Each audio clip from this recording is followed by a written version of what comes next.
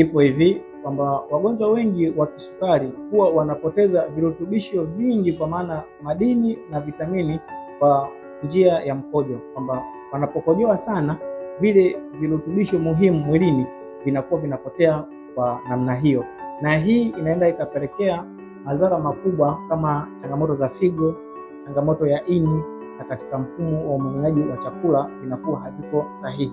Sasa namna gani ya kwenda kuimarisha?